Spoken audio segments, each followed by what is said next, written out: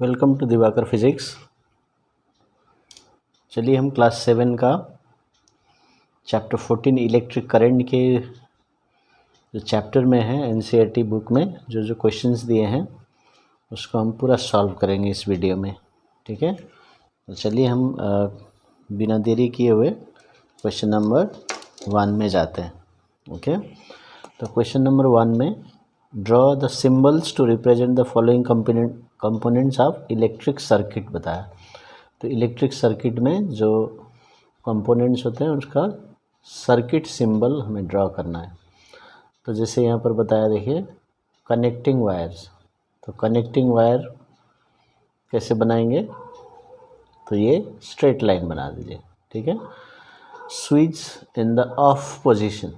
तो of position में तो ये स्विच का सिंबल है, देखिए ये गैप है इसमें, तो ये ऑफ पोजीशन में। और switch in the on position, तो देखिए कनेक्ट हो गया। ठीक है, करंट पास करेगा, अभी इसमें गैप है, करंट पास नहीं करेगा। एंड बल्ब है, तो बल्ब का एक फिलामेंट जैसे शेप दीजिए, फिर सर्कल लगा दीजिए। ओके, सेल होता है सिंगल यूनिट, तो पॉजिटिव नेगेटिव। जो लॉन्गर लाइन है वो positive terminal and shorter line है नेगेटिव टर्मिनल। तो ये एक सिंगल यूनिट सेल हो गया। अभी बैटरी जब बोलेंगे तो कॉम्बिनेशन ऑफ सेल्स। तभी यहाँ पर मैंने देखिए 3 सेल्स लगाया है। तो 1 जैसे ये सेम, फिर नेगेटिव के साथ पॉजिटिव कनेक्ट करेंगे। ठीक है, तो यहाँ इसके पास पॉजिटिव फिर नेगेटिव, दूसरा सेल हो गया, फिर नेगेटिव के साथ पॉजिटिव, अपोजिट सेल लगाना है और फिर नेगेटिव। तो ये कंप्लीट बैटरी हो गया। यदि आप चाहे तो 2 सेल का भी बना सकते हैं। तो ये एक हो गया, फिर ये इसके पास में पॉजिटिव फिर नेगेटिव, ये आ गया। तो ये 2 cells, battery with 2 cells, battery with 3 cells. तो इस तरह से हम सिंबल्स बना सकते हैं। ठीक है, चलिए क्वेश्चन 2 में जाते हैं। तो क्वेश्चन 2 में एक बल्ब दिया है, बैटरी दिया है और एक स्विच दिया है। ठीक है, ऑफ पोजीशन में। तो इसको सर्किट डायग्राम बनाने बताया है। तो सेल के लिए हम ये सेल का सिंबल यूज़ करेंगे, पॉजिटिव नेगेटिव।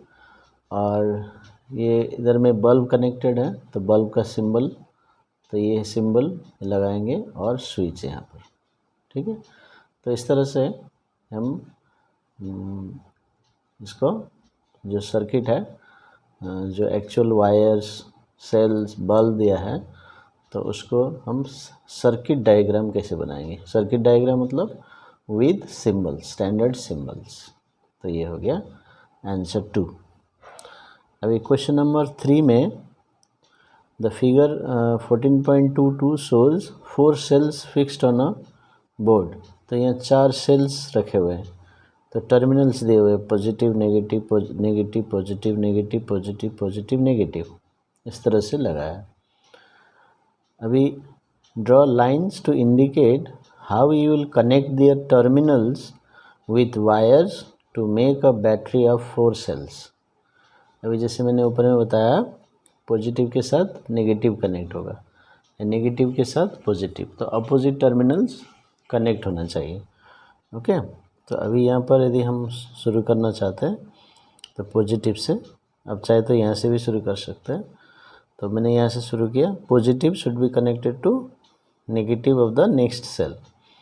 तो देखिए पॉजिटिव नेगेटिव, अभी यहाँ फिर पॉजिटिव से इसका नेगेटिव में जाना है, ये नेगेटिव यहाँ दिया है, तो इसको ऐसे करके यहाँ ज्वाइन कीजिए। अब यहाँ ज्वाइन करेंगे, मिस्टेक हो गया, पॉजिटिव पॉजिटिव नहीं होना चाहिए। ओके, फिर ये पॉजिटिव है, तो पॉजिटिव के साथ negative, so negative is here only, so you just connected. तो यहाँ पर तो आपका ये सेल्स बन गया। ठीक है, ऐसे भी एंड भी दिखा सकते हैं। तो ये एंड में आप कनेक्ट करेंगे तो आपको 4 सेल्स का बैटरी मिल जाएगा। तो ये हो गया answer number 3। Now we'll go to question number 4. So the bulb in the circuit does not glow. Can you identify the problem in the circuit? The bulb does not glow, switch is on, but the bulb does not glow. So there must be some problem. So can you identify the problem? That is the question. Make necessary changes in the circuit to make the bulb glow. तो ये circuit दिया है, तो अब इसमें क्या problem हो सकता है? तो स्विच ठीक है, बल्ब भी ठीक है।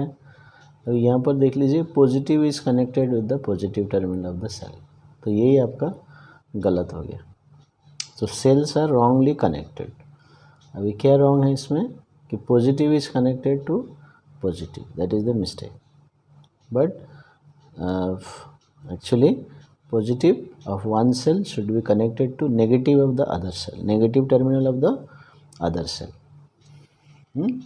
तो ये आपको लिखना है, या आप भी लिख सकते हैं negative of one cell should be connected with the positive of the other cell, ठीक है, तो भी लिख सकते हैं।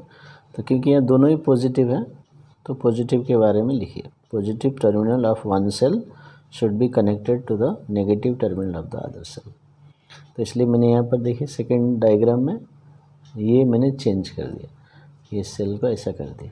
सो negative is now connected with positive, then the cells will start sending current as the switch is on, so bulb glows. तो समझ में आया? तो ये मिस्टेक था। ओके, क्वेश्चन नंबर 5 में हम जाएंगे। Name 2 effects of electric current. Okay, this is the question. Then the 2 effects of electric currents are heating effect and magnetic effect। ये द चैप्टर में हीटिंग इफेक्ट के बारे में पढ़ा और मैग्नेटिक इफेक्ट, तो इसके बारे में एक्सप्लेन कर दीजिए। When an electric current flows through a wire, the wire gets heated। तो वायर में हीट प्रोड्यूस होगा जब हम करंट पास करेंगे, so that is the heating effect of current. जब भी वायर से करंट पास होगा तो वो वायर गर्म हो जाएगा। Okay, so wire gets heated up. Okay, second effect क्या है? The magnetic effect.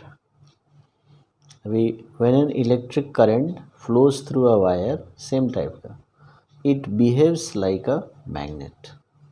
तो वायर में मैग्नेटिक प्रॉपर्टीज आ जाते हैं और वायर के सराउंडिंग में space around the wire gets magnetic field.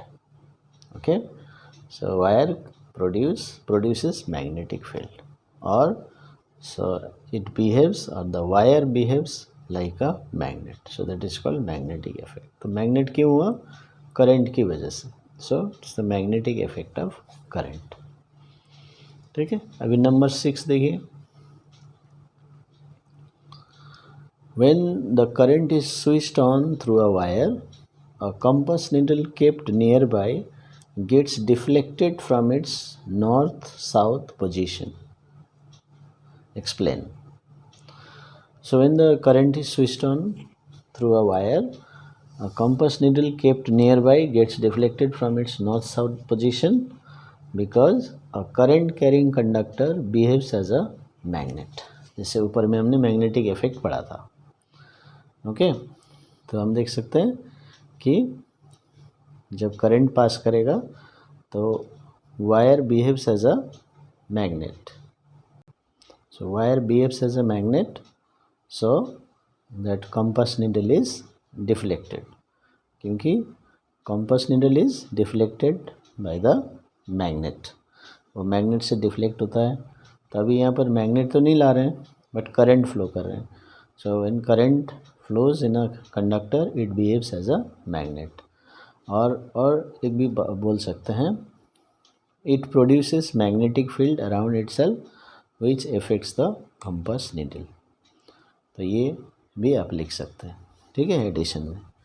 तो उसमें मैग्नेटिक फील्ड आ जाता है, इसलिए वो नीडल डिफ्लेक्ट हो जाएगा। Actually needle always shows north south direction due to the magnetic field of the earth. अभी जब स्ट्रॉन्ग मैग्नेट या वायर कैरिंग करंट लेके आएंगे तो उसके मैग्नेटिक फील्ड से इसको इफेक्ट करेगा, that's why it gets deflected. तो ये हो गया 6 का। अभी 7 में जाएंगे। Will the compass needle show deflection when the switch in the circuit is closed. तो जो सर्किट दिया है डायग्राम में, उसमें एक मैग्नेटिक नीडल रखा है, कंपास, ठीक है, तो वायर के बीच में। तो क्या डिफ्लेक्ट होगा? तो आंसर होगा yes, the compass needle shows deflection when the switch in the circuit is closed. तो इसमें डिफ्लेक्शन होगा या नहीं, इतना ही पूछा है, तो यस लिखिए। Yes, the compass needle gets deflection और deflected when the switch in the circuit is closed. Okay, अभी 8 का है आपका fill in the blanks. अभी longer wire in the longer line in the symbol for a cell represents its longer line कौन सा होता है? वो पॉजिटिव टर्मिनल होता है ना, जैसे हमने ऊपर में सिंबल बनाया। सेकंड है तो इसका आंसर होगा positive terminal. Second, the combination of 2 और more cells is called a battery. तो ये भी हमने डिस्कस कर लिया, जब हम सेल्स को कंबाइन करते हैं तो बैटरी बन जाता है। अभी when the current is switched on in a room heater, it produces heat. तो heat is produced because of current, so that is the heating effect, है ना। तो इसलिए आपको लिखना है when current is switched on in a room heater, it produces heat। तो ये आप लिख सकते हैं। 8D में जाते हैं। The safety device based on the heating effect of electric current is called a fuse। ठीक है, तो ये safety क्यों है? Because the fuse is made of a special type of wire, solder wire, which gets melted when a larger current flows। जब जितना value है, जितना करंट जाना चाहिए सर्किट में, उससे ज़्यादा करंट जाएगा, तो ये इसमें lot of heat is produced, so due to heat melting point is attained, then it will melt and it will break the circuit। तो इसलिए जो करंट बंद हो जाएगा तो जो डिवाइसेस हैं उसमें लार्ज करंट पास नहीं करेगा। नहीं तो यदि लार्ज करंट पास किया, ज़्यादा करंट पास किया, तो वो डैमेज हो जाएंगे। ठीक है, तो उससे पहले ये जो वायर है वो ब्रेक हो जाता है, तो it's breaks the circuit, then protects the costly appliances. तो इसलिए इसको बोलते हैं सेफ्टी डिवाइस। तो ये स्पेशल टाइप का वायर होता है, सोल्डर वायर बोलते हैं इसको। ठीक है, तो इसका क्या होना चाहिए? इसका लो मेल्टिंग पॉइंट होना चाहिए, जल्दी से उसको पिघलना चाहिए। It should melt quickly. ऐसे इसका मेल्टिंग पॉइंट कम रखते हैं और हीट ज़्यादा प्रोड्यूस होना चाहिए। ठीक है, तो हीट ज़्यादा प्रोड्यूस जिसमें होता है उसको यूज़ करते हैं, और जिसका मेल्टिंग पॉइंट कम है उसको यूज़ करते हैं। तो इसलिए ये सर्किट को ब्रेक कर देता है जब ज़्यादा करंट फ्लो करेगा जितना चाहिए। ठीक है, तो इसलिए इसको सेफ्टी डिवाइस बोलते हैं। ओके, अभी 9 में जाएंगे हम लोग। True false. तो true false, to make a battery of 2 cells, the negative terminal of 1 cell is connected to the negative terminal of the other cell। तो देखिए नेगेटिव टू नेगेटिव बोला है, तो ये फॉल्स है। नेगेटिव टू पॉजिटिव होना चाहिए, पहले हमने डिस्कस किया। सेकंड में जाते हैं, तो ये फॉल्स स्टेटमेंट है। Okay, second B, when the electric current through the fuse exceeds a certain limit, the fuse wire melts and breaks। तो ये ट्रू है, जैसे मैंने फ्यूज़ के बारे में अभी बताया है ना, ये ट्रू स्टेटमेंट है। Number C, an electromagnet does not attract a piece of iron. तो इलेक्ट्रोमैग्नेट तो आयरन को अट्रैक्ट करेगा, iron is a magnetic substance, तो ये फॉल्स हो गया। डज नॉट लिखा है तो ये फॉल्स हो जाएगा। नेक्स्ट देखिए, an electric bell has an electromagnet, तो ये भी सही है। इलेक्ट्रोमैग्नेट में इलेक्ट्रिक बेल में इलेक्ट्रोमैग्नेट से काम करता है। Okay, so in current is switched on then that iron is magnetised, so उसमें इलेक्ट्रोमैग्नेट रहता है। ठीक है, तो ये ट्रू स्टेटमेंट है। अभी नेक्स्ट नंबर 10 में देखिए, do you think an electromagnet can be used for separating plastic bags from a garbage heap? Explain. तो यहाँ पर है no, an electromagnet cannot be used for separating plastic bags from a garbage heap. तो no क्यों लिखा?